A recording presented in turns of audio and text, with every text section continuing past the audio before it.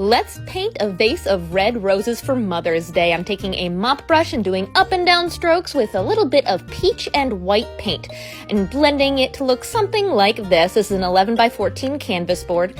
And then taking a mop brush with some dark brown paint, maybe lighten it up with a little bit of that peach. I'm going to do some back and forth strokes at the bottom of the canvas. That's going to be your table. You can add a shadow if you want in the middle there, but make sure it's dry because we're going to paint a vase with a medium round brush. This is about size 6 or size 8, but with some white paint I'm going to do a dot on my table and then 2 large curved lines down to that dot. So it looks like a letter U, but I am going to point it a little bit more towards that dot. And then because it is glass, I'm going to do a couple expression strokes around the outside edges there to look like the light is reflecting. There's so many different style vases, but I am going to give this one a foot and some expression strokes on there. And since it's a big vase, I'm going to make that a little bit bigger. Perfect. Okay, with a detail brush, let's do some stems to our roses. This is about a size 0 detail brush. I'm taking some dark green and light green and just making some lines going up through the top of the vase, starting at the bottom of the U. Notice how they aren't all perfectly straight, but they're crossing over each other. That's what happens when you put stems in a vase. Now taking an artist sponge with some dark and light green, we're going to cover that weird top edge of the vase and covering the tops of those stems and just bounce in some leafy texture.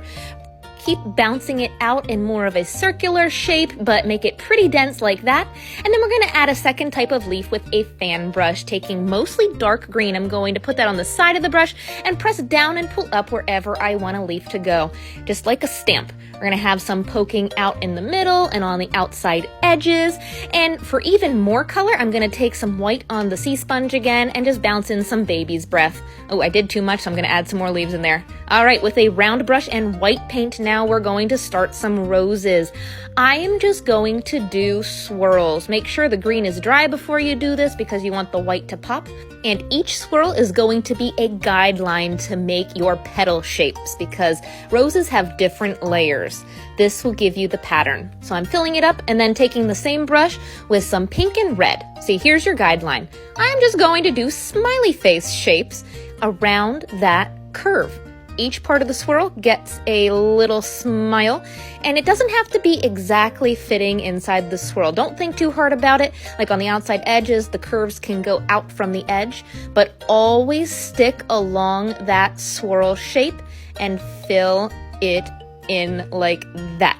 Do that to each rose. Don't worry if the white is still showing because we are going to add a couple more layers. Roses are all about the layers, as you know.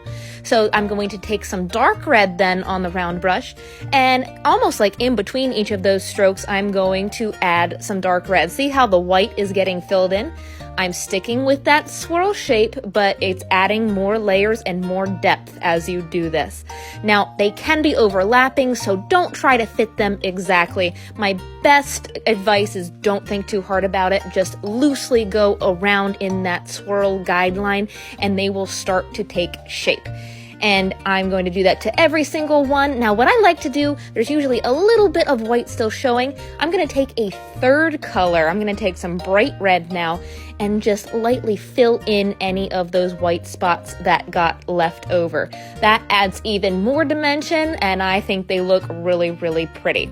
So you can do that to each one and keep it that way. I think that's great, but I'm going to be a little bit extra and even take a tiny bit of white and add some highlights on those petals as well to make them pop. I think that also brings out the white vase as well. The vase was also very white. I wanted it to look more like a glass vase, so I'm taking some dark brown and white and adding some shading along the bottom and along the foot. Gives it a little bit more dimension. And let's have some petals that fell off on the table. I feel like you needed a little bit of something. There we go. As always, make it your own, pick your own colors. You could even do different color roses too. So I did this one. Now, there's another abstract technique that I filmed too, so I will post both tutorials. Let me know which one you see first.